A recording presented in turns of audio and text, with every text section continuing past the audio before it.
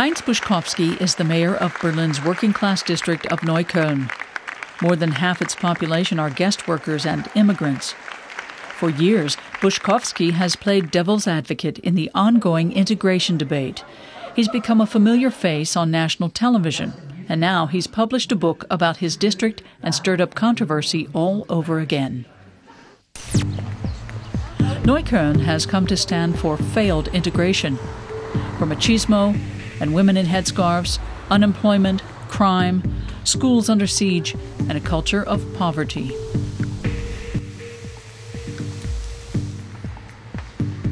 Social Democrat Heinz Buschkowsky has been mayor for more than 10 years now, but he's not content with just being an administrator. He knows about the problems the immigrant citizens face. Still, he's a polarizing character. Outside a hall where Buschkowsky is to give a reading, protesters criticize his book as one-sided and unfair. Buschkowsky would rather stir the pot than admit defeat.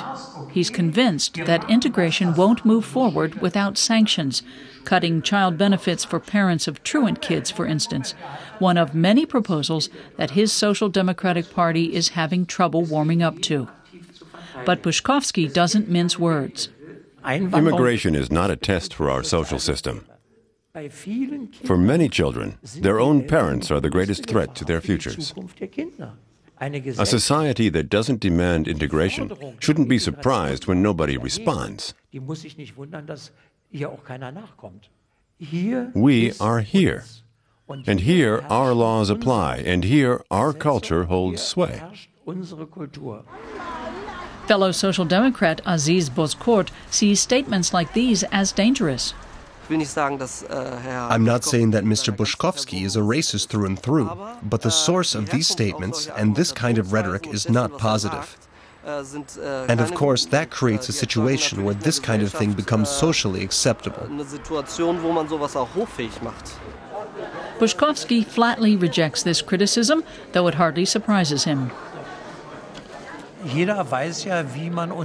When anyone gets into it with us Germans, everybody knows, especially in Neukölln, where I live, that it's only a matter of time before you hear, "You Nazi," because it always hits where it hurts. At his book signing, Buschkowsky gets words of support from some of the guests. Stay just the way you are, and don't let them get the best of you. They could be doing a bit more to adapt now and then. I agree with you. I think it's a good thing that there's a politician who says what he thinks without overdoing it. If all you do is speak the truth, I don't think that's racism. I mean, he doesn't hold anyone in contempt. He tries to hold out a hand to people. The district mayor got where he is in the first place with his outspokenness, and he made lots of friends among the immigrants. In 2006, when Rüttli School made headlines because of violence in the classroom, Buschkowsky posted security guards and then transformed the school into a model project. Buschkowsky's neighborhood Mother Project brought him lots of kudos.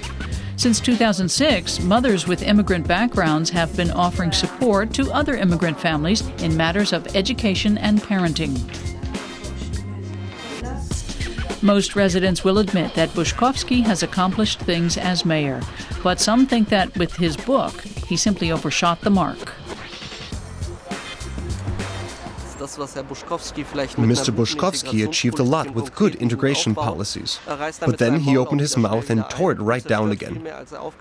He's doing a lot more harm than good by not helping people directly. The very ones he wants to help, because he's branding them and tearing them out of the social fabric. Buschkowsky does not at all agree. He insists the opposite is the case.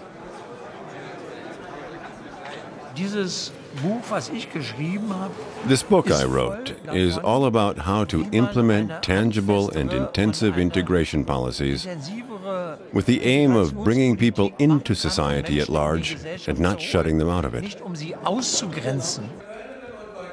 One tangible example is the naturalization ceremonies that Buschkowsky holds twice a month, where immigrants who've lived in Germany a long time become citizens.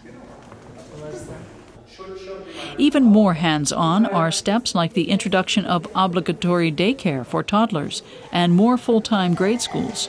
But when it comes to school policy, a district mayor's powers are limited. He says that's why he wrote the book, so the ones who have the power to make a change, such as members of parliament, will read it.